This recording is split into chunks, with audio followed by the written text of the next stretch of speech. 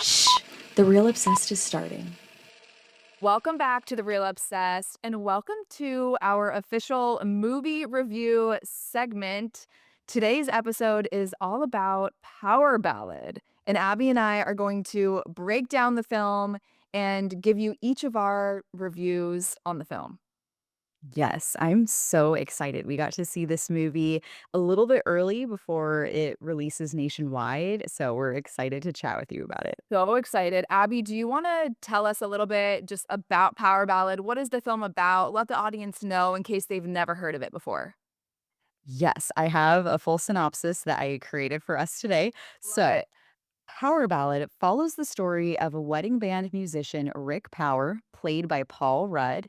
One night after playing a gig, he and former boy band singer Danny Wilson, played by Nick Jonas, find themselves in a late night jam session bonding over music and songwriting.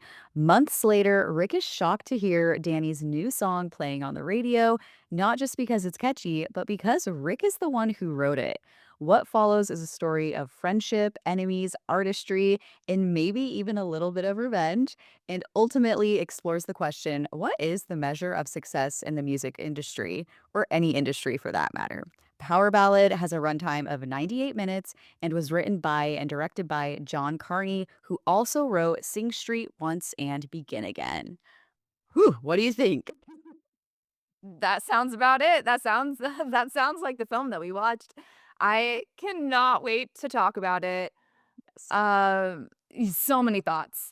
It's so hard. So I many thoughts. I do just wanna say this too for the audience. It's always so hard when Abby and I go to see films together. I mean, it's my favorite way to see movies is with my other half by my side.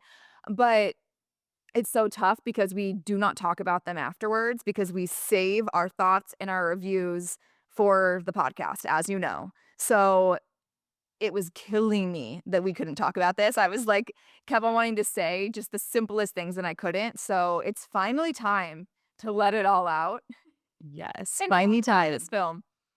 And this is our full review, so warning ahead.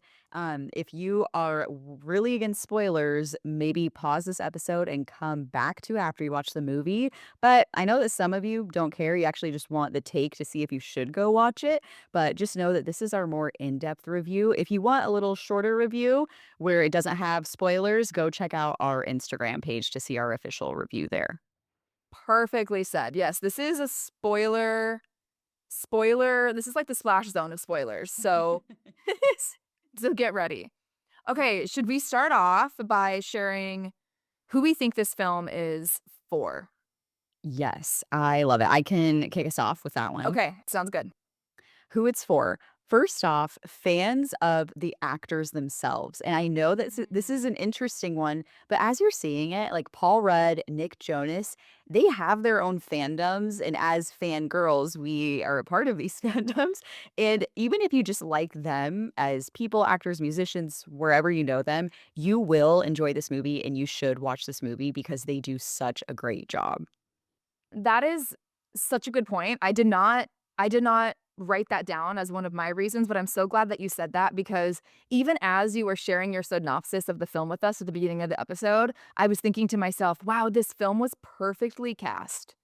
Like, to have Nick Jonas and Paul Rudd in these roles, they were perfect for each of these characters, and I feel like those are 2 actors/musicians because I think also, like, yeah, Nick Jonas is a musician, but Paul Rudd has got some pipes on him. Like, I'm ready for a Paul Rudd album release.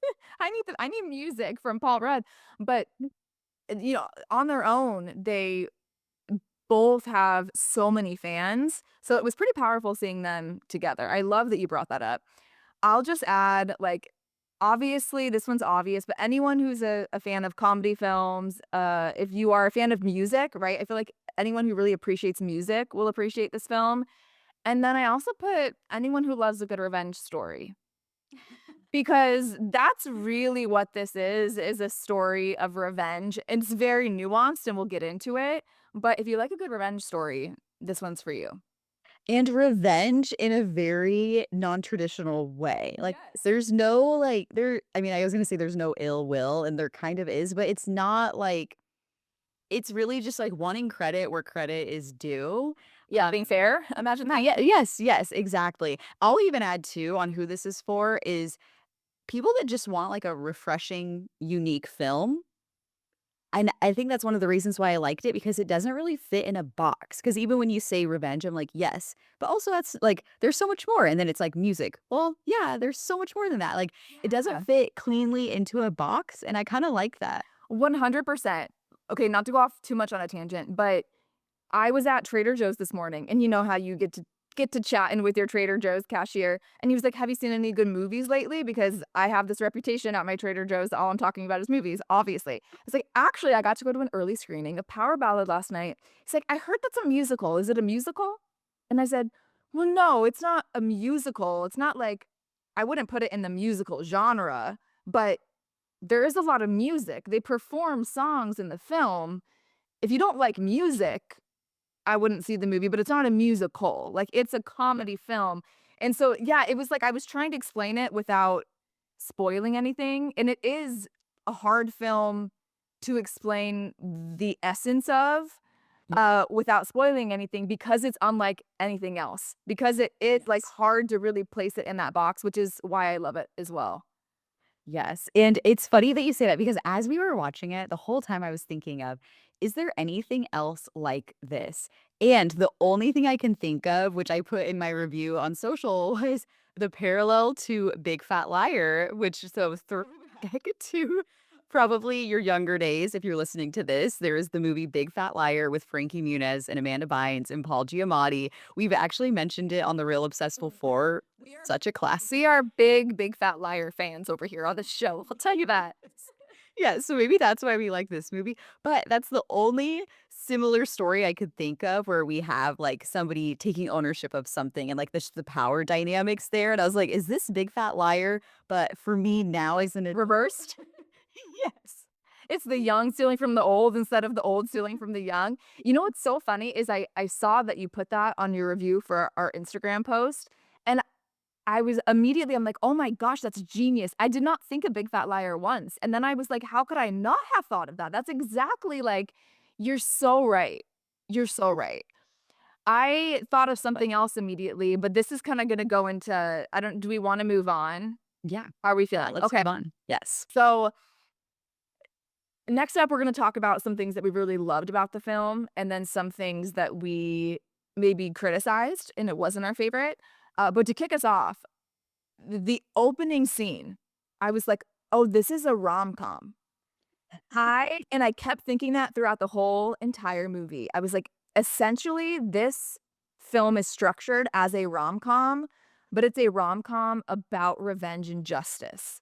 Because if you think about it, you have, like, the opening was him singing at the wedding, the music, even the font, it's, like, pink and cursive-y. It feels like you're Yes. watching a 2000s rom-com, which was so much fun. Yes. And then they have the scene where they first meet, they have a good time together, they have a connection on stage, and then they have one epic night together.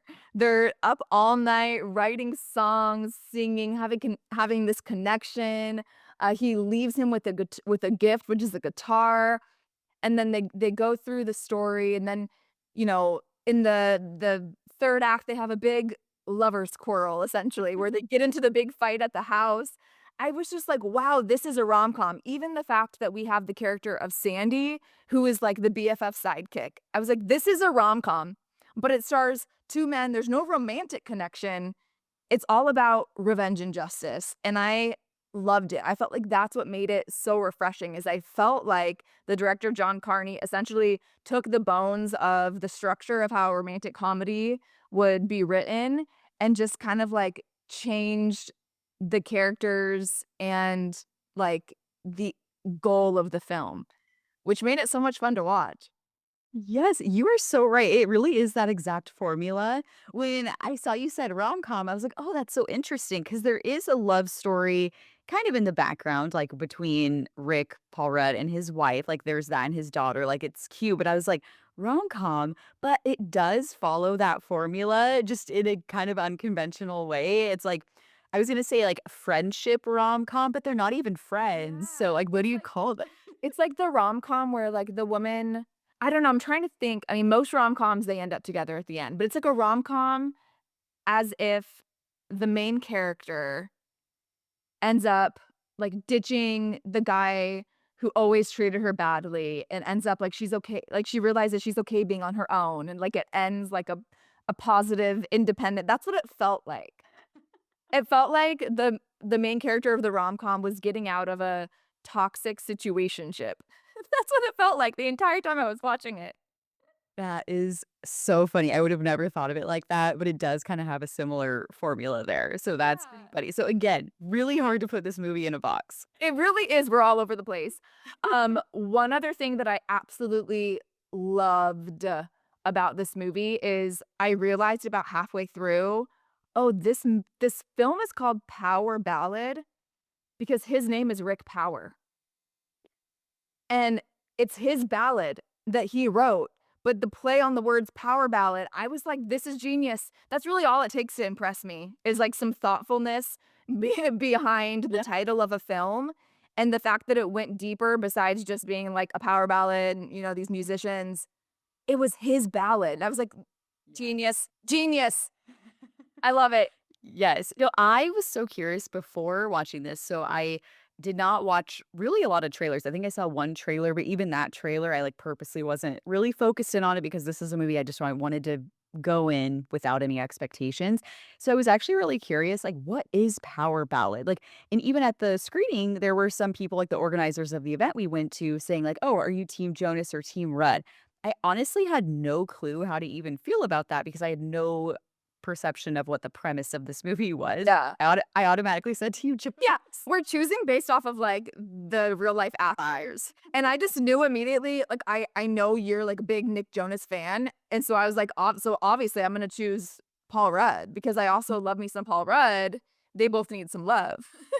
Yes, but now I feel like I made maybe the wrong choice because Paul Rudd's character is really such a hero in this story, like, you just I wanna root for know. him, but, and I'll just get into it now, but Yeah. Nick's character, Danny Wilson, was so fascinating to me, and I think that was even one of the things I loved about this film, is that he was a very flawed character, which made him really human to me. Because if you're in the position of Danny Wilson, former boy band, trying to break out of that to be a solo artist and establish yourself, you're stuck at a standstill, the studio is not liking what you're producing, and then you have this song, a lot of people would take the song and just run with it and even, convince themselves like, "Oh, well, I made so many changes to it, it's mine now."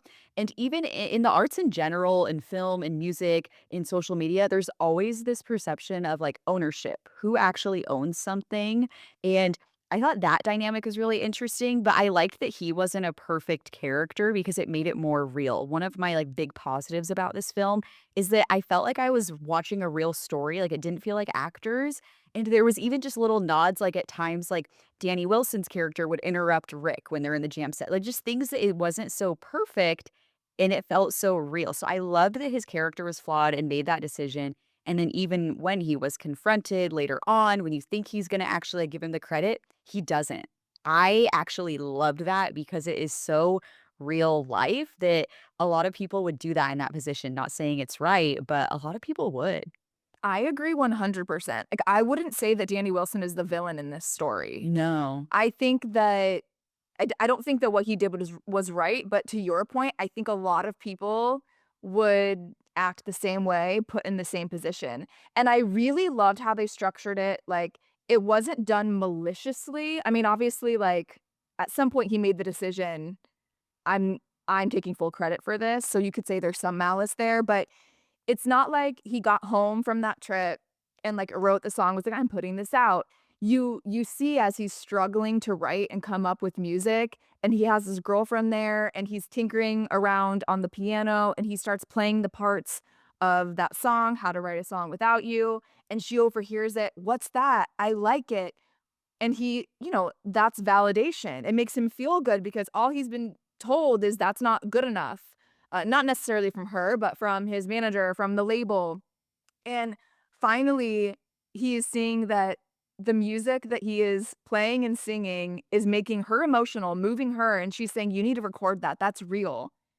Like, it's easy to get caught up in that. It's almost like you tell one little white lie, and then you feel like you have to commit to it, and then it just is a snowball of a bunch of white lies, and you don't know how to get out of it. That's, like, essentially what happened to Danny in this film, and I like that we have those few moments where we see him struggling with it, where he turns to his manager when they're on the plane and he says, "Should we just pay that guy money?" And he's never fully admitting to his manager he did actually write that song. It's more coming from a place of, like, maybe it'll just be easier if we pay him money because you know he feels guilty with it, which there's some redemption in him. Like, it's you're rooting for him to, like, do the right thing, and you don't even necessarily hate him. Even at the end of the film where he's on stage performing the song, and you think for a second maybe he's gonna say something, but then he doesn't. It's like, that's being human. None of us are perfect, and we all have flaws, and this one, unfortunately, was big, and he committed to it, and Yeah. oh, I know. And I loved how when we thought we were gonna get the perfect storybook ending of him admitting it to a crowd of people, I loved that he didn't actually, just for the same. sake of the story, like, honestly, like, that would be so rare for somebody in his position to do that in front of a crowd, like, you wouldn't do it like that anyway, you would work with a publicist, you would actually do a story, you would bring Rick in, and you would make it like an actual, like, piece, and, like, it just wouldn't have worked like that anyway, so Yeah. for it to like, for if that did happen where he announced it to the crowd, it would've been unbelievable, and actually, like, I would've been, like, disappointed because it was so realistic, even though it is kind of a funny, kooky story, like, it actually was very realistic, and I could see it happening, which I thought was cool. I agree. I wanna talk more about the end, but I kinda wanna wait and save that for the end of our conversation. That just seems more fitting, if that's okay with you. Grand finale, Yes, grand um finale for the finale. yes, I do have 2 other loves that I wanna Amazing, let's share share. it. I loved the use of parallels in this film. There were so many times where you could see the difference in Rick's life and Danny's life happening at the same time, so I have to give John Carney credit for that, just, like, the writing in that aspect was so cool. A few that I wanna point out, these were small things, and I hope that this was I mean, assuming this was intentional and not me just making stuff up, but the artwork in Danny Wilson's house, he had, like, these 3 almost skateboards with, like, scribbling and writing on them, very artistic modern art. The parallel, when we go into Rick's house, we see artwork almost that's written by his daughter in their living room, and it's kinda that scribbly look, but very completely different, kind of showing just the difference in their lives. And then we see it again later on when Danny Wilson's performing at Madison Square Garden. We get the parallel of Rick performing with the wedding band at Madison Inn. So I just like that, like, the Madison dynamic was really interesting. It's like just their 2 different lives, and to me and then, of course, the last one on the parallels is you actually have them both singing the song and at the same time, and it's the same song, just like they're both version of it. And a lot of cool camera work with that as well, where you pan and then it's Danny, you pan again and it's Rick. So the parallels were just so telling for what I took away as the main message of the film of like what really is your definition of success. And sometimes like the lifestyle that you think Danny has, is that really the version of happiness that somebody would want? Because Rick's, some could argue, might be more meaningful to have your daughter's handwritten drawings on the wall rather than an artist.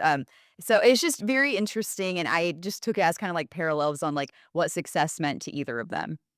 I'm so happy you brought that up because I did not add this to my notes, but I'm so happy specifically that you brought up the parallel well, just the parallels in general, and that whole scene towards the end where we cut back and forth between them performing Danny at Madison Square Garden and Rick at the Madison Inn at this little dinky venue in Ireland at a wedding, and at the same time, while Danny's performing at Madison Square Garden, he's struggling because he deep down feels guilty, and that's when we see him almost say something about the song.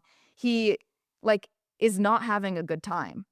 And then at the Madison Inn, Rick is having the time of his life performing this song that I don't know how much time had passed, is just a few weeks earlier, I would say, he refused to perform because he was so upset. It's like you see the journey of him finally coming to terms with the fact that, like, okay, he's not gonna get credit, but he he in a way got the validation that he needed from Danny when he confronted him to know that, like, "This is my song, I'm gonna own it."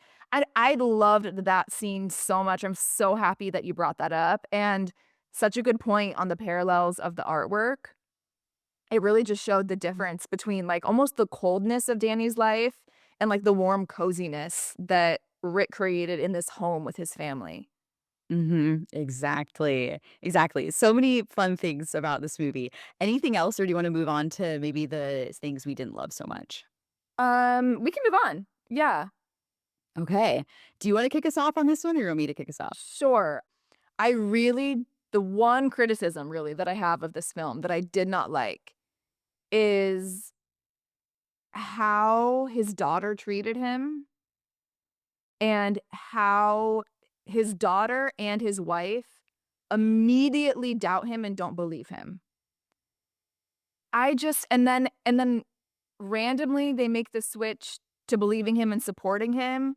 It just I don't know, I'm like, if you're gonna have female characters like a wife and a daughter in this that play a huge role in this story, I just didn't like that, especially the daughter was written so nasty. Like, I thought she was nasty. Now she had a good redemption, but I understand that teenagers, maybe even particularly teenage girls, I had a lot of attitude when I was probably her age, but it just she seemed so like she "Ew, my dad," like, "I don't believe you, what you do sucks," like, there was just an attitude to her that I didn't like, and there was not really a purpose for it. I felt like we could've I felt like that character could have been a little bit more neutral in the fact that, like, a teenage girl might question their dad or, like, I understand you might not wanna sit there and listen to the music that your dad always plays for you.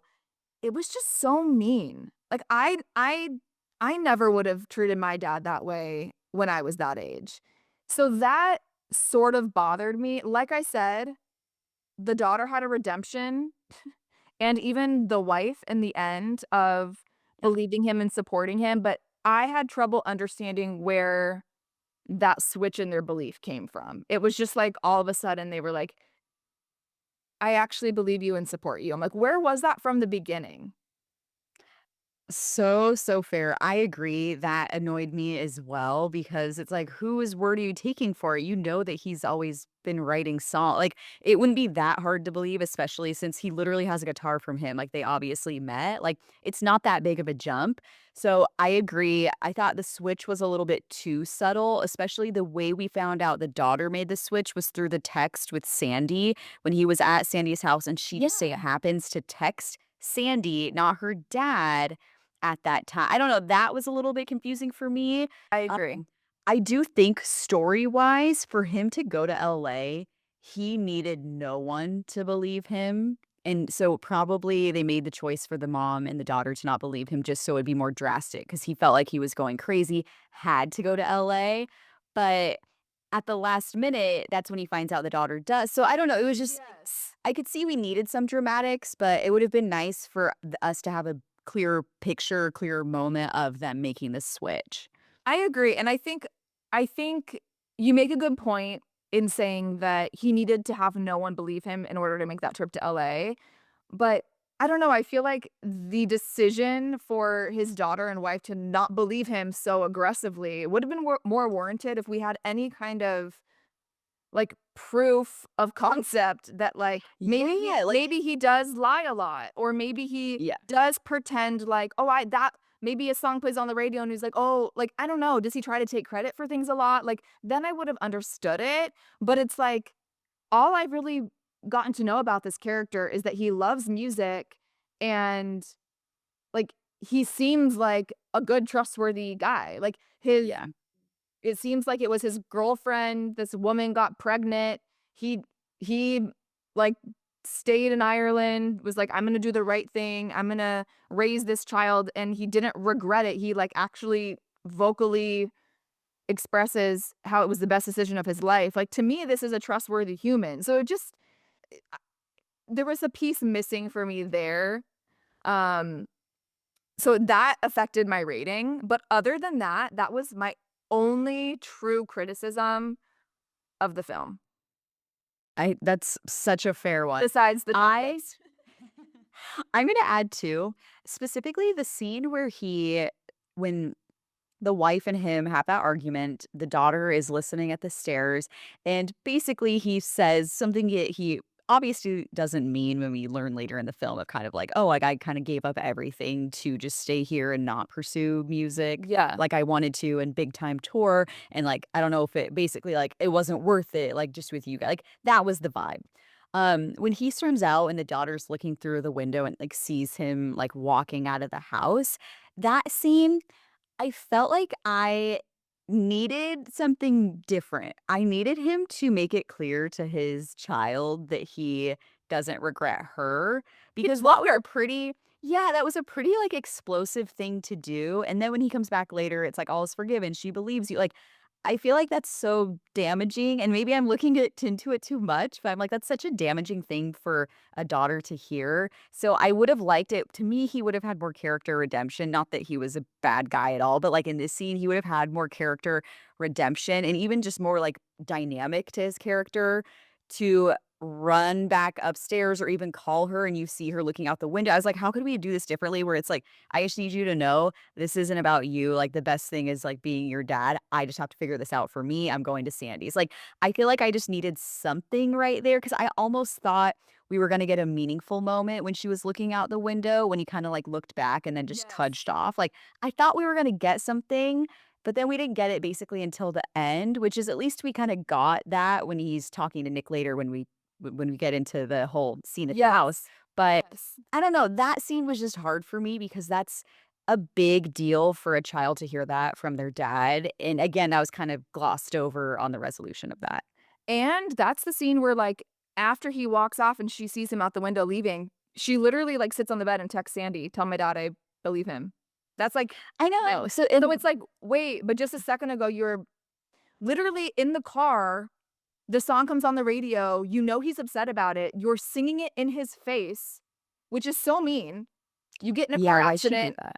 you get in a car accident, you come home, his wife also being like, "I need you to leave," seemed like an aggressive I mean, I don't know, that seems like an aggressive decision to me, Yeah, but, we like, did and not in we that just needed more redemption? redemption. Yes, Yeah, we it's like needed more redemption in that moment this for her to awesome. make that switch. Yes, yes, I'm like, again, if he had done something like this a lot, I could understand the decision to say, "I'm gonna need you to leave for a while." That seems warranted, but again, it seems like none of this has ever happened before, so all of a sudden making the jump to, "I need you to leave," seems extreme to me, like, I don't know, that seemed a little extreme. Yeah, that whole sequence, and then he leaves, and then the daughter watches him walk out through the window, and then texts his dad's friend, "Tell my dad I believe him." Like, what? How come just a couple hours ago you didn't? That part was weird to me. I'm Mhm. with you. I'm with you. Yeah. The one thing I had on the not my favorite thing, didn't really like this list, hate seems too strong because it I really is know. a good film, was the fact that it's rated R, actually. The reason why it's rated R is for language and drug use, and I feel like this movie could have been made accessible to way more people if they just would've toned it down on the cursing and then taken out them smoking marijuana. I don't know, I just felt like because this I was like, "Oh, man, I would love to recommend this movie to, like, so many people." I would see, like, me in high school, like, "Oh, I woulda loved this," but I'm like, like, I don't know if I would've, like, been allowed to watch it, or I just feel like Yeah. it's such a, like, a heartfelt and interesting movie that I almost wish I do wish those things weren't in there so then it could just be PG-13, everyone could watch it. I totally understand where you're coming from because it has such a great message that it would be so great for younger people to see it, and I think that young people would actually really love this movie and find it hysterical. I mean, I will say, yes, like, there is some cursing. It's I don't even know, like, how much, like, I don't even remember that much in there, and then, yeah, marijuana. So I guess, like, if you're listening and you have kids and you're like, I wonder if they can if you're okay with those things, like, that's it, really. Yeah. Yeah, because that's the That's thing, it. it's not like it's super violent or very sexual, like all these No. things that people are not like looking out for. Yeah, like it's really not. So that's why I was like, wow, it was so close to being like a for anyone type of movie. So for me, and I'm just, I like kid movies. Like anyway, so that's why I'm like, oh, like I feel like it could have just been more accessible if they like just toned it down on some of those things. And even Totally a that, valid take. the language actually wasn't a lot. I bet they just barely met the threshold Yeah. to be in the rated R category for that. Yeah.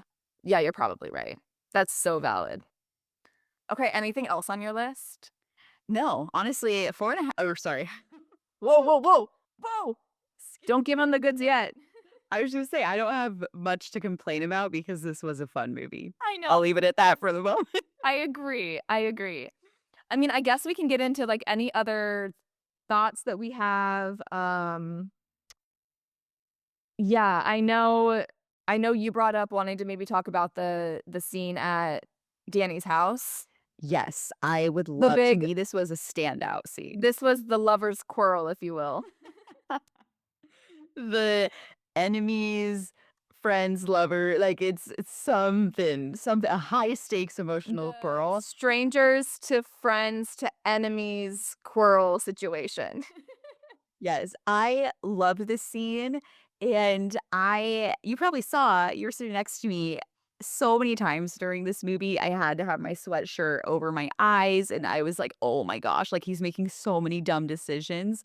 And this was one of them when he surprises Danny at his house, which what a smooth way to get Oh, back there, how it was the that couple that he was at the wedding, it was perfect. I actually do like how they did that, not to delay what you're about to say, but I do like how they did that because it could have been super cheesy. Now, he he runs into the couple that he knows because he sang at their wedding, which is where Danny was, backstage at the concert, and the only part that was a little cheesy, and you and I both were like, "That wouldn't happen," is he, like, gets backstage by, like, showing he has a guitar, which, like, he would never even get into the stadium with a guitar, like, that was not realistic, but, like, I'm willing to let that slide, but I created Clear bag, Paul, this yeah. is yeah, where the heck yeah, I'm sorry, does that guitar fit into a 6 by 8 clear bag or whatever the size requirement is?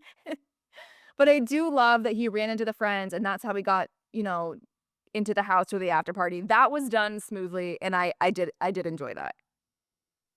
Yes, so that was fun. The house scene, so we finally get, Rick confronting Danny in a crazed way. That was the only way I could describe it. He's like in his face, he gets into a hot tub fully clothed, like, it's very crazed. That part got me. When he just gets in the hot tub with all his clothes and shoes on, I was like, "Oh. Oh, yeah, he is in a madman state of mind." He's not thinking logically whatsoever, which is what we need in this moment. Yes. Yes, I did not realize we were at that level yet, but then I was like, "Oh, he is there." I mean, Um, I guess if you think about it, he has nothing else left to lose. Like, his family and maybe that's also a motivator for why his family needed to not believe him, but, like, he already doesn't have credit for the song that he wrote and was really passionate about. He lost his job. His family doesn't believe him and kicked him out. So, like, at this point, he has nothing else to lose. Like, why not be a madman? So fair. So he confronts him, they're talking, and then he hears the manager coming and pushes him off into the bushes, it feels like a cliff, but it's really just the side of his house. Not that that's any better. He jumps too, and then that is the moment that the movie came really together for me there when they're having their discussion, and Rick then says the line of, like, kinda like, "You don't really have the heart in this, like, yes, you recorded the song, but the heart," and he's like, "Yeah, I'm an artist, I have heart," and then it's like, "You think this song is a love song," and that for me, I was like, "Ooh, chills," like, because Nick Jonas's character, Danny, did and didn't really get the full meaning of the song, and again, just such a cool discussion and just thoughts about, like, artistry and, like, what something means to somebody and, again, ownership. I just thought that was a really cool scene. I loved that too. You and I both gasped when Danny fell off the side. I mean, for a second, I was like, "Does he die? Like, is it possible he died?" Like, I don't know where this movie's going. This movie is so crazy. Like, I have no idea what's about to happen next. But I agree, and I loved the acting in that scene. I think that Paul Rudd and Nick Jonas both did such a beautiful job, especially Nick Jonas when they're having that confrontation and Rick says to Danny, like, "You think this is a love song? Like, I actually wrote this about my daughter." And you see no words spoken, not a line spoken. You see what's happening in Danny's mind as he's processing this, and you can, like, see the emotion come over his face, and he starts to feel remorse, and, like, you can tell that they're about to have, like, a real heart to heart, and it feels like Danny's gonna come clean, and then his manager gets there to protect him. Oh, that I'm with you. That was such a perfect way for, like, everything to come together. It was like the big climax of the film. Mhm, exactly, and that's really what healed Rick too and kinda helped to Yes. get over that is that confrontation and kind of just seeing, like, wait a minute. I and to me, I took it as, like, Rick kind of seeing, "Wait a minute, like, he thought this was a love song, this is really about my daughter, so the fact that I can even associate this with my daughter, like, how Yes. lucky am I to have, like, my family, my friends, like, all these things that I've been taking for granted because I've been so focused on this song." So it really helped level him out, and I thought it was interesting because you could see that for Danny, it almost made him question everything as an artist, so they walked away with different It experiences. was like a switch in power dynamics in that scene. It was like Rick got to walk away feeling like he now had this newfound power over Danny that he didn't have before. I feel like he used to view Danny as, "Oh, he's so much better than me. He was successful. He had the career that I never had." But he walked away thinking he'll never be able to take this from me. And you're Mhm. right, that is what healed him. And I honestly would have been fine with that being where the movie ended, although it's not. Like, not necessarily there, but in that mindset. We got more and we'll get into that.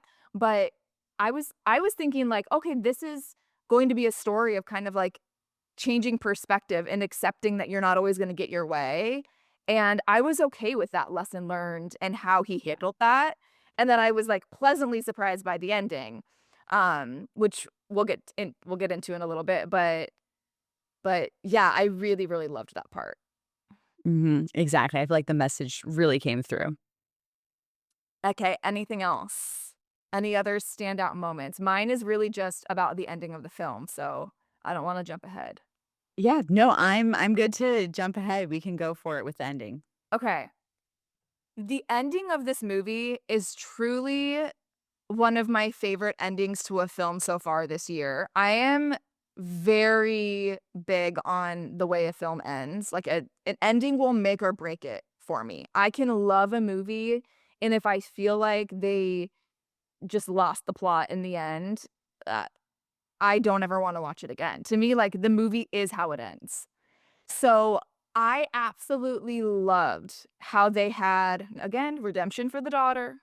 I absolutely loved how, you Rick has come to terms with what is, he got his job back, he's out at a wedding at the Madison Inn singing his heart out. Someone requests the song that he wrote. Okay, no problem. He's singing it. And while that's happening, and we're getting that parallel shot back and forth between Danny singing in Madison Square Garden and Rick singing at the Madison Inn, his daughter kinda enters his man cave, his music room, and is on his computer looking at photos of them and watching different videos, because the family just made up, and so it's like, "Oh, my dad." And she comes across a video of when she was little, and in the background, her dad is playing a song on the piano, and then we discover that it is the proof that was needed all along that he was the one who actually wrote this song because that was what he didn't have. He had never documented anything as far as he knew because he could never finish this song. So he wasn't able to prove it with a lawyer that he actually owned the rights to this music. And I loved how we got to kind of hear the audio of him singing that song in the video overlaid with him singing it and Danny singing it all at the same time, and she gets up and runs out and is like, "Mom, oh my gosh," and you're like in that moment, you're like, "Wow, redemption, this is amazing," and then boom, it cuts to Rick walking down the street. You can tell he's still in Ireland, and he tosses that cash into the guitar case of the street performer, which mirrored a shot earlier in the movie when that same street performer was playing on the street and these teenagers run by and steal money out of his case. And Rick says to him, "You're not going to do anything about it." And he was kind of like, "No," and that kind of shrugs his shoulders. And I loved how that was a metaphor in the film for essentially the money and the rights being stolen from Rick for writing the song and him not being able to do anything about it. In the end, he got what he was owed and deserved for his contribution to essentially what seems to be, like, the number 1 hit in the world, and he goes and pays back and just tosses money into that guy's guitar case. I loved that so much. We didn't even have a single line. He didn't say anything. Boom, cut, roll the credits. Perfect. I was as happy as can be, loved every second of it as John Carney, well done. I agree. Fantastic ending, which is funny because I was similar where I was actually okay with him never getting the rights to, like, I had already like, "Okay, like, I'm okay with this." Yeah. He's happy and knows that maybe in his personal story, this is his version of success, and that's okay with him now, he's made peace with it. I love that we got that extra little thing piece where he actually did end up getting the rights and money. Very cool way to do it, subtle, and again, made it more of like a real human story than some over the top fantastical thing. Like, it just felt more real because of that. Because if that happened, it might not it would change his life, but it probably wouldn't be I mean, just with the way, like, music rights work from what I know, like, it's not like it's gonna be billions or anything like he's gonna move to a estate or something, but he's gonna be pretty well off depending on how well the song did, which is we saw, like, it was of number Yeah. 1. So, enough to do things like that where it's like, no, giving a huge pile of money to that artist on the street. So, that was just a cool nod, and again, really real, like, it felt real, It and was it was fun.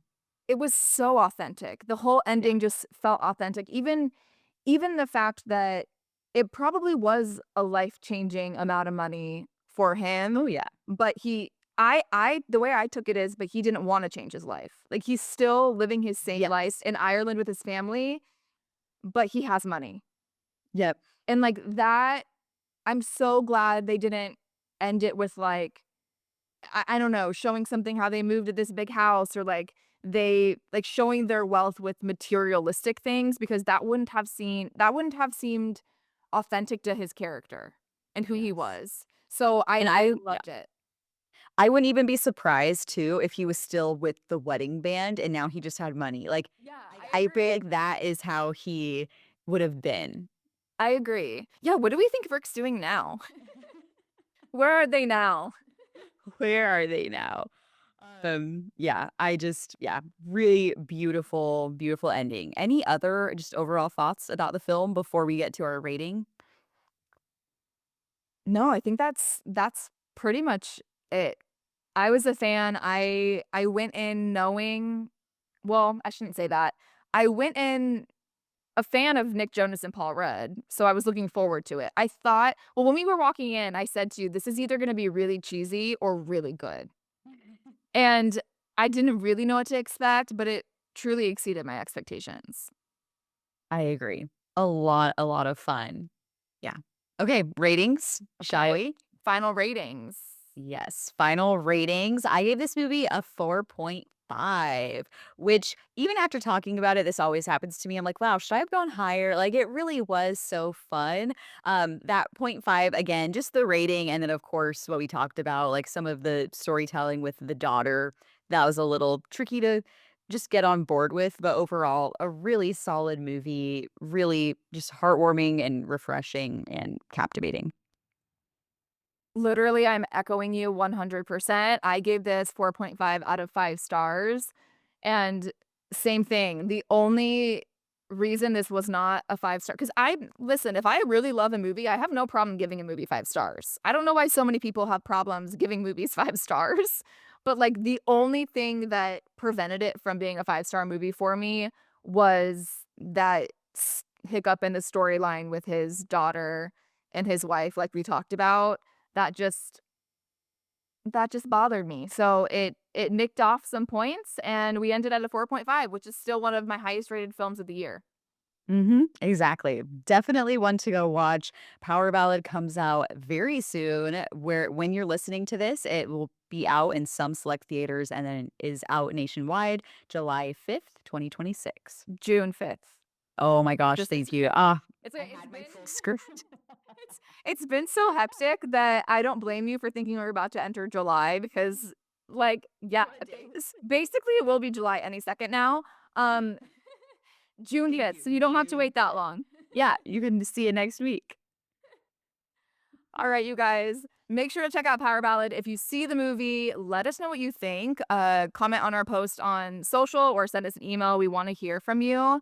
And as always, thank you so much for listening to this episode. And make sure to tune in for our next edit, which is all about summer vacation. We have some fun episodes coming starting next week. And stay tuned for our next movie review episode. Thank you, everyone. Make sure to follow The Real Obsessed on social, on YouTube, anywhere you get your podcasts. Roll the credits.